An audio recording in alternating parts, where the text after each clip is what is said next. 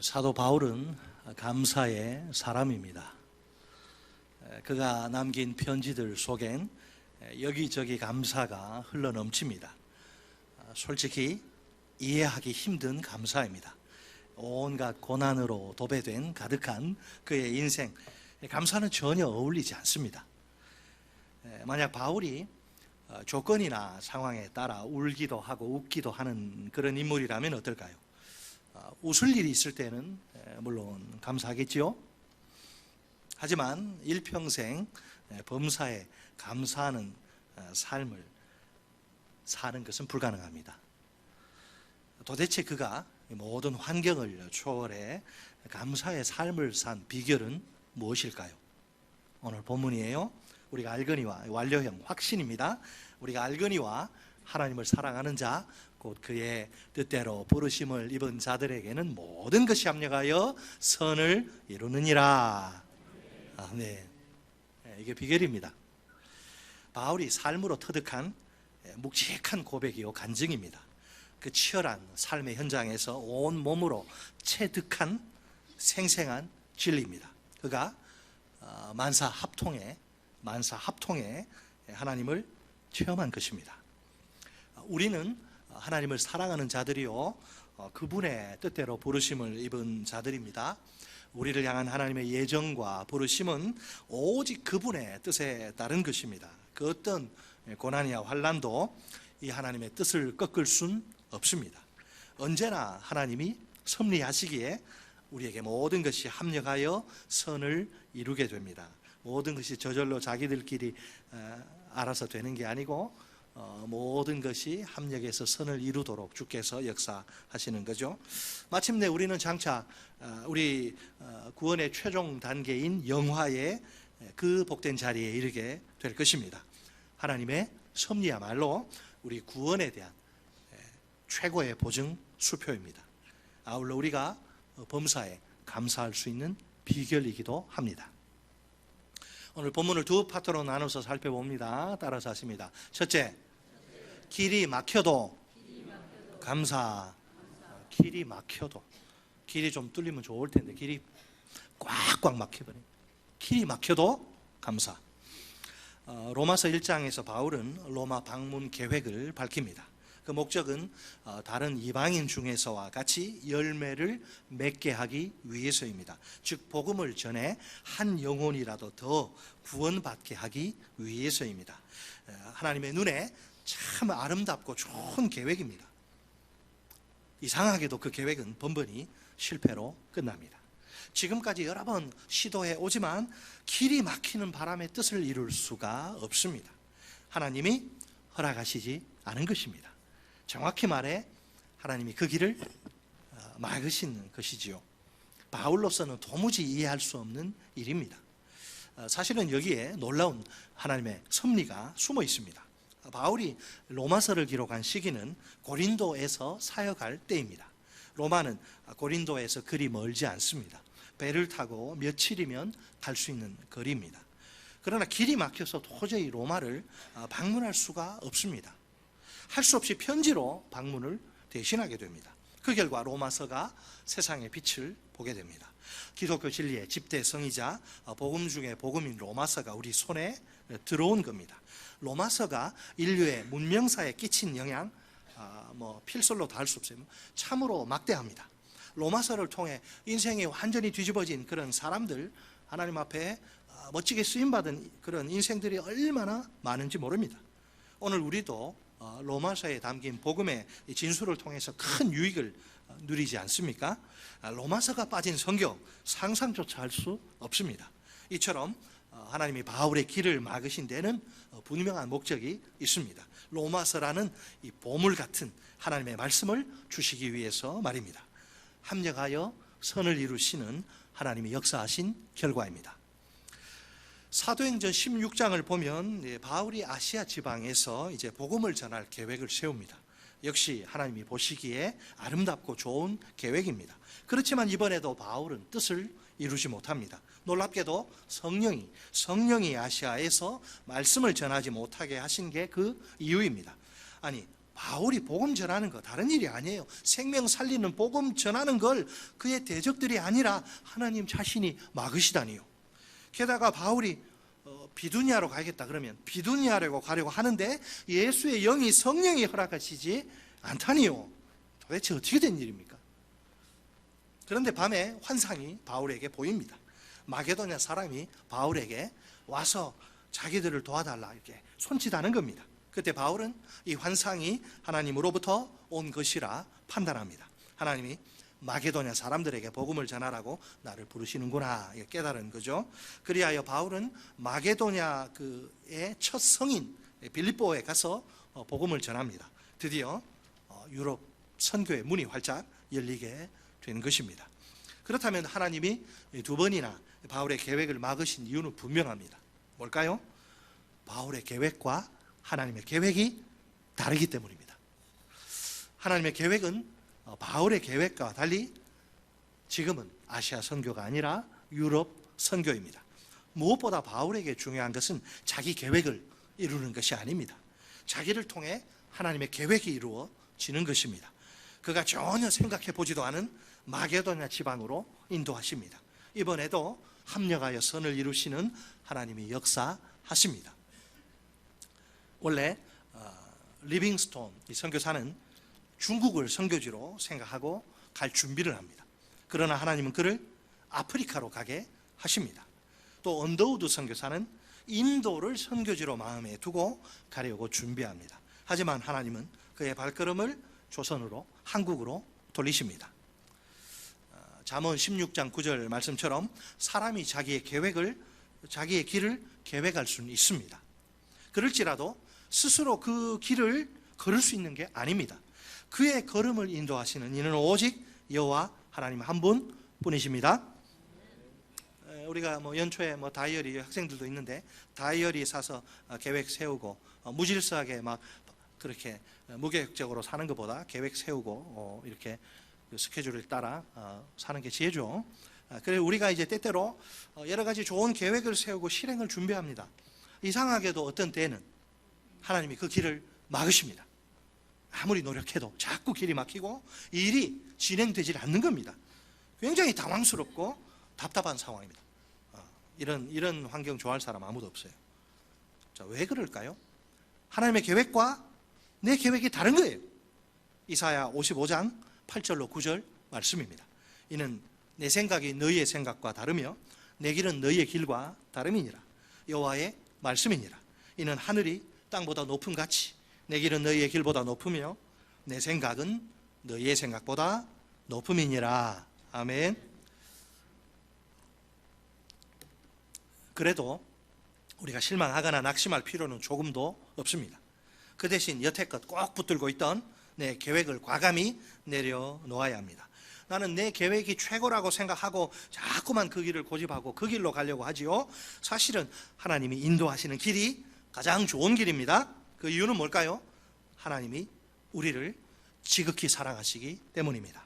독생자 예수님이 죄인인 우리를 위해 십자가에서 목숨 버리실 정도로 말입니다. 솔직히 우리는 그런 고귀한 특별한 사랑을 받을 자격이나 가치가 전혀 없어요. 우리는 그렇게 매력적인 사람이 아니에요. 죄인이에요. 그럼에도 불구하고 우리를 그토록 죽도록 사랑하시니까 최고의 길로, 베스트의 길로 인도하시는 겁니다. 사랑하는 성도 여러분, 이 십자가의 사랑을 진정으로 아십니까? 이 십자가의 사랑 앞에 설 때마다 가슴 벅찬 감격이 솟구쳐 오릅니까? 이 십자가의 사랑 때문에 행복하십니까? 이 모든 질문에 예라고 대답할 수 있으면 좋겠지요. 내 계획은 다 내려놓아야 합니다. 내 길이 막혀도 최고의 길이 열릴 줄 믿어야 합니다. 합력하여 선을 이루시는 만사 합통의 하나님께 감사해야 합니다. 따라서 하십니다. 둘째, 고난 중에도 감사. 고난 중에 짜증내거나 원망하지 말라. 감사해라. 길이 막혀도 감사, 고난이 와도 감사. 두 가지입니다. 첫째로 가시의 고난. 바울의 경우에는 가시의 고난입니다. 고린도후서 12장에서 바울은 육체의 가시로 말미암아 겪은 고난을 소개를 합니다. 처음엔 바울도 육체의 가시를 좀처럼 받아들이질 못합니다. 너무 고통스러워서 한시라도 빨리 이걸 뽑기를 바랄 뿐입니다. 심지어 그 가시를 하나님이 자기에게 주신 사탄의 사자라고 생각합니다. 바울은 그 가시가 자기에게서 떠나가도록 3번이나 하나님께 간구합니다. 그런데도 하나님은 그의 기도를 3번 다 똑같이 거절하십니다. 안 돼! 어쩔 수 없이 바울은 그 가시가 몸에 이렇게 박힌 채 일평생 살아갑니다. 얼마나 힘들고 괴로울까요? 우리는 더 이상 기록이 없어서 이 가시가 정확히 무엇인지 알 수 없습니다. 신학자들이 이 정신적인 극도의 불안, 아니면 그의 사역에 대한 극심한 반대, 아니면 육체적인 질병, 추측을 할 수 있지만 몰라요, 정확한 건. 천국 가서 한번 물어보시면 시원하게 가르쳐 주실 거예요, 우리 바울 선생님이. 한편 바울은 하나님이 자기에게 많은 계시 말씀을 주신 것을 인정합니다. 하나님의 은혜가 틀림없습니다.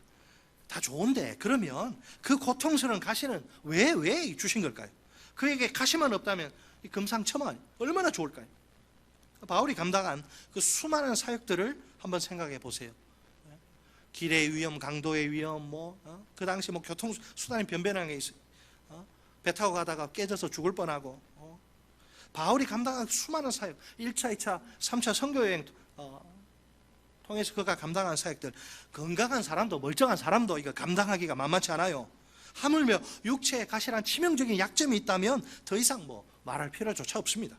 인간적인 생각으로는 이 가시만 좀 빠지면, 사라진다면 사역도 더 잘 감당할 것 같습니다. 사실을 말하자면 바울에게 가시도 계시처럼 하나님의 은혜입니다. 만약 그에게 가시가 없다면, 그의 소원대로 가시가 없다면 어떨까요? 그는 기고만장과 교만이란 함정에 빠질 가능성이 대단히 큽니다. 자기가 잘나고 특출한 능력이 있어서 많은 업적을 남긴 거라 자랑하는 거예요. 그러므로 하나님이 그런 꼴 보기 싫으셔서 그런 위험을 방지하시려고 그에게 가시를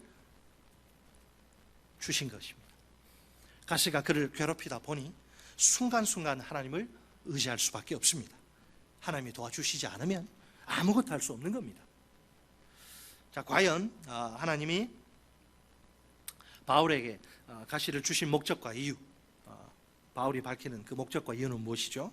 고린도후서 12장 9절은 가시의 비밀을 이렇게 털어놓습니다. 나에게 이르시기를 내 은혜가 내게 족하도다. 이는 내 능력이 약한 데서 온전하여 짐이라 하신지라. 아멘. 가시는 시크릿, 가시는 비밀입니다. 하나님의 능력과 관련된 비밀이에요. 신기하게도 하나님의 능력은 약한 데서 온전해집니다. 가시야말로 하나님의 능력을 선포하는 통로인 셈입니다. 결국 하나님은 가시를 품은 그 연약한 바울을 복음의 위대한 도구로 쓰십니다. 자, 이 가시의 비밀을 깨달은 바울의 놀라운 고백을 들어보세요. 고린도후서 12장 9절 하반절 말씀입니다. 그러므로 도리어 크게 기뻐함으로 나의 여러 약한 것들에 대하여 자랑하리니 이는 그리스도의 능력이 내게 머물게 하려 함이라. 아멘. 같이 한번 따라서 하실까요? 그러므로 도리어 크게 기뻐함으로, 크게 감사함으로 나의 여러 약한 것들에 대하여 자랑하리니 이는 그리스도의 능력이 내게 머물게 하려 함이라. 아멘. 가시에 대한 바울의 태도가 180도 달라집니다. 이제는 그가 오히려 크게 기뻐함으로, 감사함으로 여러 약한 것들에 대해 자랑합니다. 기도의 제목이 감사의 조건으로 바뀐 것입니다. 더 이상 바울의 가시는 당장 뽑아버려야 할 쓸모없는 고통의 멍에가 아닙니다. 신비하게도 하나님의 능력이 역사하는 자랑스러운 통로입니다. 그러니까 계속 그 박힌 채로 달고 다니는 편이 훨씬 더 유익합니다. 강한 바울이 아니라 약한 바울을 통해 하나님의 능력이, 강력한 능력이 나타나는 겁니다. 그래서 바울의 가시는 하나님의 은혜입니다. 이 모든 것이 합력하여 선을 이루시는 하나님의 작품입니다. 혹시 우리 가운데 바울처럼 가시의 고난으로 괴로운 분들 계십니까? 가시는 육체든 정신이든 견디기 힘든 고통 가운데 빠뜨리는 것들입니다.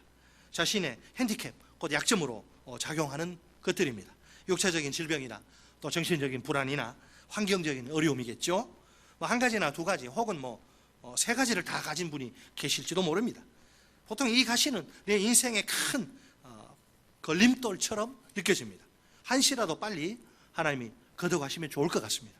이 고통만 강요하는 이 가시, 일생에 아무런 도움이 안 되는 것처럼 보입니다. 그러니 제발 눈앞에서 사라지기만을 바랄 뿐입니다. 정말 그럴까요? 누군가에겐 불편한 이야기가 같이 들릴 수도 있습니다. 어쩌면 내 평생 어떤 가시는 뽑지 못하고 더불어 살아야 할지 모릅니다. 그래도 낙심하거나 절망할 필요는 없습니다. 그 가시가 강요하는 고통이 전부는 아닙니다. 그 가시 위에 피는 아름다운 장미꽃이 있습니다. 이게 뭔 소리예요? 가시에 뭔 장미꽃? 가시 위에 피는 아름다운 장미꽃이 있어요. 내게 놀라운 기쁨과 평안과 능력을 주시는 하나님의 은혜입니다. 그 가시 때문에 내가 하나님을 더욱 철저히 신뢰하고 의지할 수 있습니다. 이 세상이 결코 알 수도 줄 수도 없는 하늘의 기쁨과 평안을 누리며 살 수 있습니다. 약한 나를 통해 하나님의 능력이, 강력한 능력이 나타나서 더욱 귀하게 복되게 쓰임받을 수 있습니다.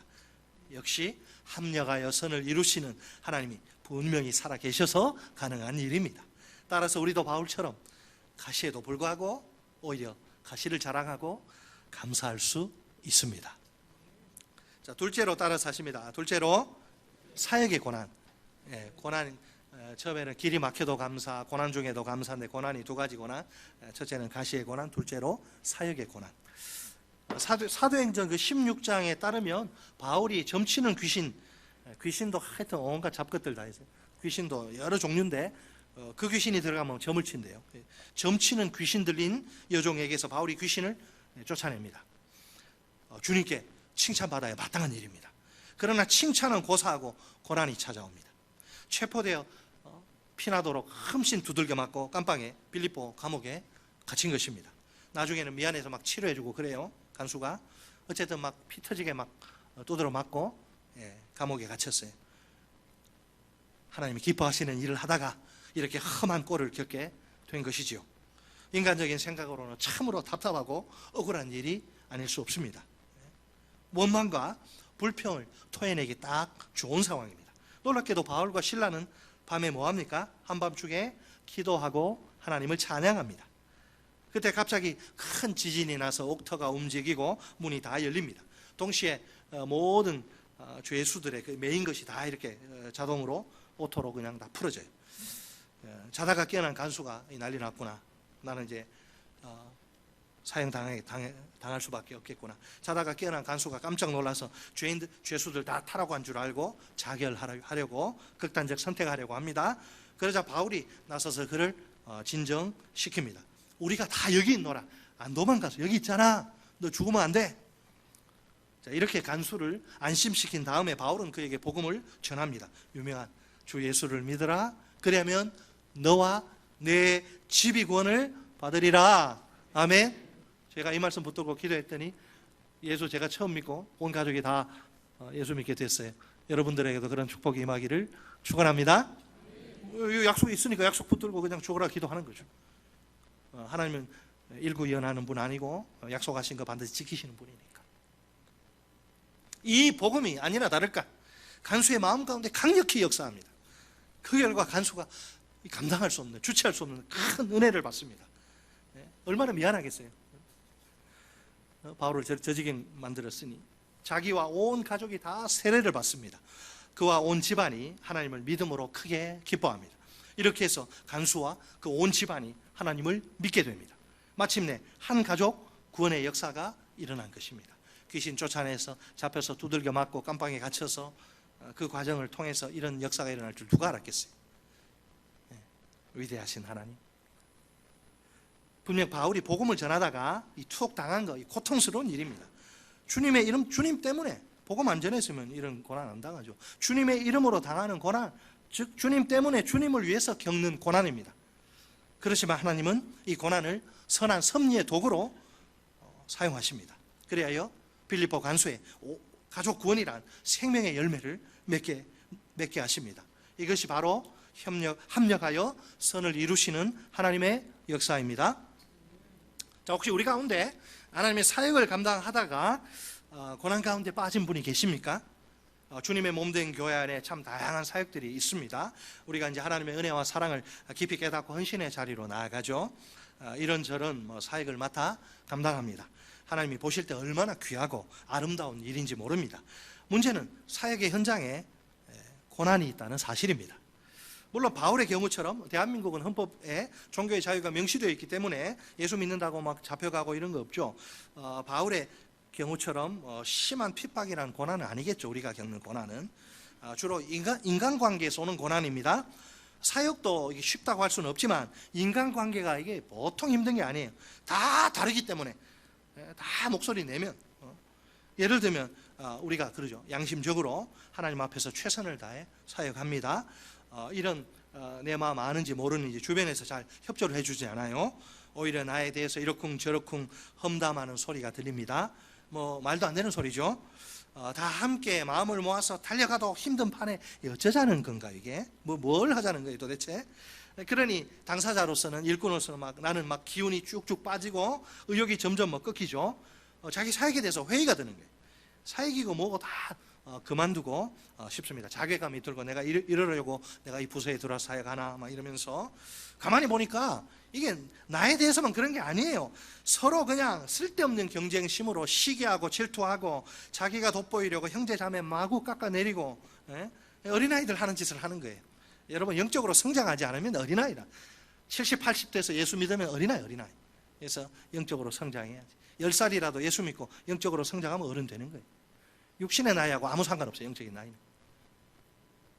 우리 어르신들이 영적 아이라고도 말하는 게 아니고 또 오해하시면 곤란합니다. 야, 담임 목사님 나보고 어린아이래. 오해 안 하시죠? 예.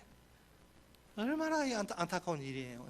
고린도 전서 보면 더 기가 막힙니다. 멀쩡한 사람들 아주 열정적이고 아주 하나님 사랑하고 은사도 많은데 너희는 어린아이다.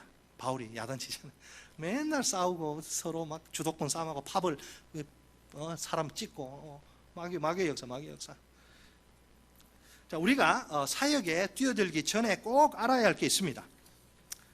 예방주사를 좀 맞자. 뭘 맞자? 예방주사. 사역 무턱대고 다 겉으로 보면 화려해 보이고 좋아 보이죠? 아이고 들어가 보세요. 장난 아니에요. 예방주사를 맞아요. 예방주사를. 본질적으로 모든 사역의 길은 화려한 비단길이 아니라 험한 골고다 십자가의 길이에요.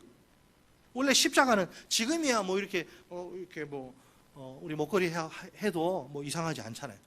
근데 만약에 1세기에 그랬다 그러면 그건 정신병자예요. 십자가는 그런 게 원래 십자가는 1세기만 하더라도 사람들에게 인기가 있는 그런 매력적인 물건이 아닙니다. 정반대로 사람들이 꺼리는 고난의 상징이요 죽음의 징표예요. 십자가 안 보려 그래요. 안 보려. 그 십자가 지신 우리 먼저 십자가 지신 주님이 우리를 향해 1차적으로 요구하는 게 뭐죠? 너도 날마다 너를 부인해라. 날마다 자기를 부인한 것. 우리에게 십자가 하나씩 더 주셨어요. 다 이 등짝에 다 하나씩 있는데 자기 십자가 크기는 달라도 자기 십자가 이 등짝에 지고 예수님을 따르는 겁니다. 무겁다고 내려놓으면 사용 못합니다. 하나님 앞에 쓰임 받지 못해요. 날마다 자기를 부인하고 자기 등짝 십자가 지고 헉헉대면서 주님 따르는 건데 이게 뭐예요? 나를 죽이고 내 대신 예수께서 내 안에서 사시도록 하는 것입니다. 주인이신 예수께서 나를 온전히 다스리시도록 내 모든 의지를 스스로 박탈하는 거예요. 예수님께 반납하는 것입니다. 그러므로 사역을 쉽게 감당하려는 생각은 애시당초 버려야 합니다. 마음을 단단히 먹고 욕먹을 각오하고 각오를 단단히 다져야 합니다. 조금 욕하고 모르면 그걸 견디지 못하는 안 돼요. 그러면 욕 먹는 게 뭐가 됐습니까? 다 모든 사람에게 칭찬받은 거짓 선지자예요. 어떻게 다 나를 좋아합니까? 그렇죠? 제 이야기 하는 게 아니고 우리 다 그렇지 뭐다. 그렇죠? 모두에게 조금만 싫은 소리 들으면 그렇게 하면 안 돼요. 어차피 사역의 주인은 내가 아니라 하나님이셔요. 나를 그 사역의 자리에 세우신 분이 내가 자원해서 한 것 같지만 배후에는 누가 있어요? 하나님이 나를 그 자리에 이분들 보세요. 자원해서 이곳에 자원해서 이게 하는 게 아니고 하나님이 세우신 거예요. 믿습니까? 그렇게 생각하세요. 그러면 사역의 주인은 내가 아니라 하나님이시거든요. 그러니까 하나님이 반드시 사역을 성공으로 이끄십니다. 하나님의 사역에 실패 없습니다. 내가 포기하지 않는 게 중요해요. 내가 뒤로 나가 떨어지지 말아야 합니다. 멘탈이 강해야 돼요. 멘탈이. 당장 눈에 열매가 보이지 않아도 하나님 일하고 계신다. 그것을 믿어야 합니다. 함부로 하나님 사역 판단하면 안 돼요. 솔직히 가시의 고난이든 사역의 고난이든 그 특성상 아프고 괴롭습니다. 생선가시 여기 박혀도 아픈데 이 가시의 고난, 사역의 고난 너무나 아프고 괴로워요. 누구에게나 쉽지 않습니다. 그러나 고난은 변장하고 찾아오는 하나님의 축복입니다. 겉으로는 고통만 강요하기에 쓸모없는 것처럼 보일지 모릅니다. 사실은 속에 엄청난 하나님의 은혜가 숨어 있습니다. 그래서 고난은 변장한 채 찾아오는 하나님의 축복입니다. 사랑하는 자녀에게 하나님 아버지가 주시는 복된 선물입니다. 그렇다 해도 고난은 우리에게 수수께끼로 남을 수밖에 없습니다. 우리 이성과 지혜의 한계 때문에 그렇습니다. 우리는 하나님이 하시는 일을 다 이해할 수 없습니다. 우리 욥기 묵상 통해서 보지 않습니까? 하나님이 하시는 일을 몰라요. 그렇지만 우리가 자신 있게 말할 수 있는 거 하나 있어요. 뭐죠? 하나님이 도무지 헤아릴 수 없는 엄청난 사랑으로 우리를 사랑하신다는 사실입니다. 여러분, 하나님이 나를 엄청난 사랑으로 마치 온 우주에 나 하나밖에 없는 것처럼 그렇게 사랑하시는 줄 믿으십니까? 그렇죠. 하나님이 그 큰 사랑으로 세상 끝날까지 변함없이 우리를 사랑하십니다. 그 깊고도 넓고도 높은 사랑으로 하나님이 고난을 통해 내 인생 가운데 섭리하십니다. 항상 합력하여 선을 이루십니다. 나는 혼자가 아니에요. 나는 혼자가 아니에요. 하나님이 내 인생을 붙들고 섭리하십니다. 우리가 모든 상황 속에서 굳게 붙들어야 할 것은 무엇일까요? 바로 이 놀라운 하나님의 사랑입니다. 이 사랑이 그 어떤 혹독한 고난 중에라도 감사의 노래를 부르게 만듭니다. 그러므로 하나님의 사랑이 이깁니다. 우리는 이 사랑 때문에 넉넉히 승리할 수 있습니다.